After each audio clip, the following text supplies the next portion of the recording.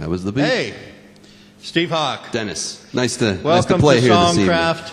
Thank you. The May 2011 version. Roger. And you're a local singer-songwriter. Yeah, I'm from Scottsdale. You just did 2 songs. First one, Above Me. I like that a lot. Thank you. Thank you. That's an old one. How old? I'm talking about 10 years. I wrote that one and The Way Things Used to Be around the same spring. I wrote The Way Things Used to Be the spring of 2000. Okay. And then Above Me was probably, well, they're all so mixed together. A bunch of songs came out at the same time. Around the same time? Yeah, I just was on a frenzy. Do you have something happening in your life at that time? There's always something happening in my life. But anything in particular that gave some inspiration? Well, you know, because they both sound very inspired songs. Yeah. Well, a lot of the changes came from people inspire me a lot, and that's why when I say things that how my songs change to me, it's because the people in my life change and the experiences change in my life. And one of the major things was I was away at school. I was always close to friends at home, and although I wasn't, homesick, you still miss certain people, and whether they're loves in your life, whether they're friends, whether they're family, and they all kind of get jumbled up inside of there, and then whenever it pops in different ways. And you just get inspired. Like Above Me had nothing to do with that whatsoever. The Way Things Used to Be is a close song of mine because it's just so deep, and I have so many good friends and relationships. And I don't talk about it too often, but just this past summer, I lost a good friend of mine. So now that song takes a good turn where takes some more different interpretation or deeper interpretation. Well, and it's hard to really express what it is that you feel when you write these songs. I'll tell you what I got from both songs, just listening over there, that both seem to be about change and a revelation about change. That could be. That could be. And it's just that was The Way Things Used to Be was written when I was at home, and I came back on a summer break, and there was change. Nobody was around. Everybody else was either in the Army, the Air Force, having girlfriends, and there was that loneliness. Okay. And there's always in my songwriting, for some reason there's always a little fleck of loneliness. You know what I mean?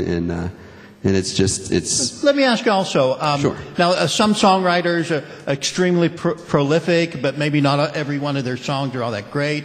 Some of them, for instance, you take George Harrison while he was in the Beatles. Not that many songs that he was actually producing. Later, he got solo. He produced a lot.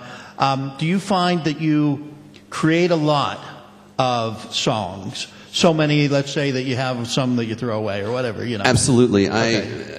My house right now is just a big jumbled mess of papers. And my last girlfriend, whenever she was over, she would just dig through things and be like, "What's this?" I said, "Well, I wrote that 10 years ago. Where'd you find it?" Or those sort of things. And I pull songs out that I used to play with the band that I had forgotten about. Okay. And then I pull things out that, like Above Me, I just decided to start playing again when I went solo again.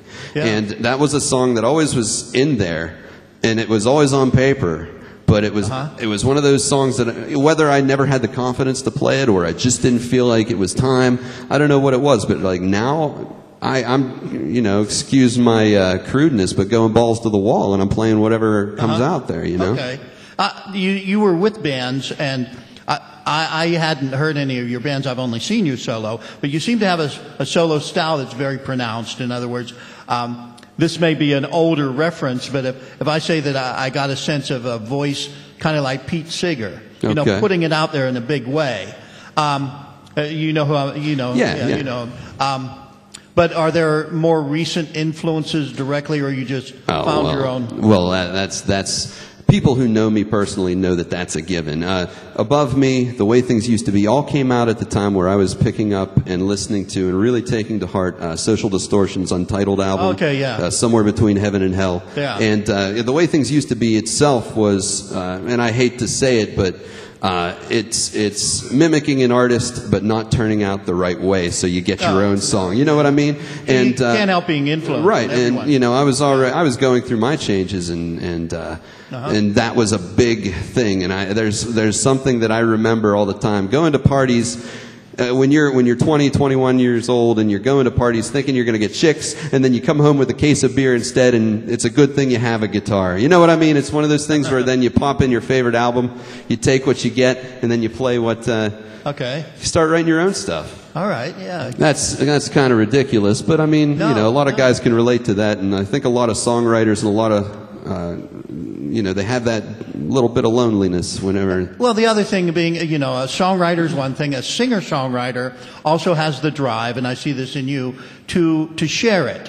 You know, to share this experience of what you've written with others. Sometimes too much. I have some stuff on Too YouTube much. already where Yeah. I don't post it too often because I want to talk to people about the song. Right, People want to right. know where the songs came from. And like I said, I don't remember everything. I remember bits and pieces of when I wrote Above Me, and I know exactly where I was. I was sitting on a table in my house in college, and nobody was around. I was in this kitchen, and there was this goofy refrigerator that kept making a weird sound, and I just sat there anyway for the good afternoon. The sun was coming in the window, and I was thinking about a girl in school that was ignoring me. So I just kind of took it another level. And Was your guitar with you, or okay? always, I write my parts as I write. I don't sit down and write lyrics first. I don't sit down and write guitar parts first. Yeah. I write them together and I blend them together. Okay, yeah. And you know, the bad part about that was at that time period when I was pumping out all those songs, a lot of them sounded the same. So here I am. I'm more experienced. I'm a little more confident. But at least you knew that. It was a learning experience. Absolutely, That you heard that. Yeah. absolutely, and it was one of those things where you're like, oh shoot, you're done with it. Well, and no. you had something good to say, but then you're like, oh man, I got to change that a little bit here. You find some of the best songwriters copying themselves sometimes too. Absolutely, and you Yeah. reinvent yourself too. Yeah, you have to. Yeah. There are things I do now that I would have never done had I never been in a band. When I first started playing, I was meek. I was shy, and I was unconfident about. No, wait, are you whether- talking with the band? No. This was before. I've before been you got the playing. band I've been going, playing yeah. now since I was in 7th or 8th grade. Oh, okay. And nobody in high school even knew I played guitar. I kept that to myself because I wasn't going to go out there and do anything with it. And, you know, I had friends at the time who were doing their own things, and they didn't care whether or not I played guitar. I mean, they do now. I don't mean to sound that way, but I mean, like, Yeah. they care about me now because they know that I've been doing it for so long. Right. But, you know, back then, I never took it to school. And honestly, the first time I ever took my guitar to school was my senior English project.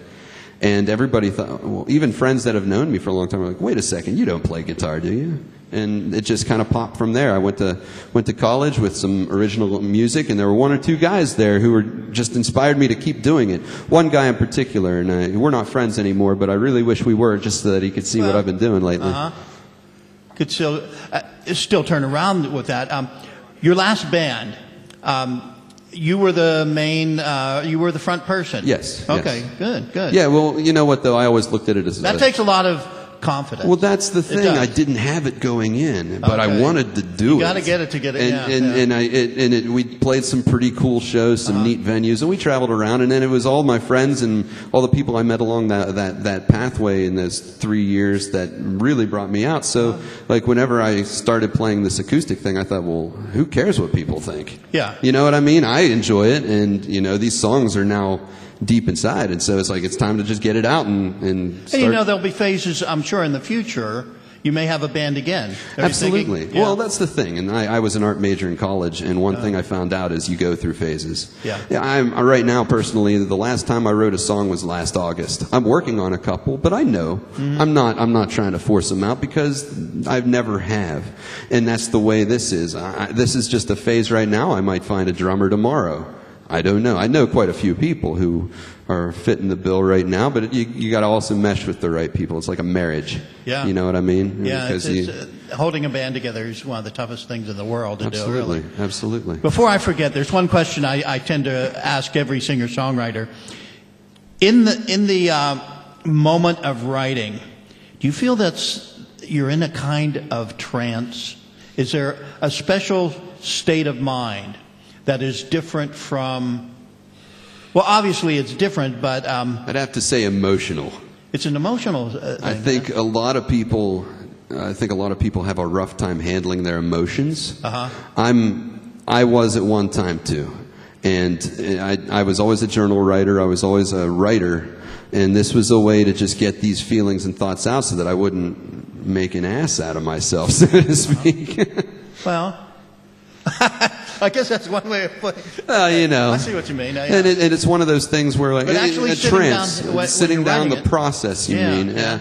The process, and it is, I guess it could be because there are times where I sit down, like, I don't remember writing above me. I remember everything about writing the way things used to be, and I remember where I was. I was in my backyard. I started up at my old elementary school in Scottsdale, and a guy just happened to walk by, and he was like, hey, that's a good... And all it was the pre-chorus that I was singing. I had no idea what I was going to write about. I had no idea what I was going to sing. Well, then I went home, and I sat on my back stairs, and it was one of those things that everything just kept flowing. And I wrote it, and...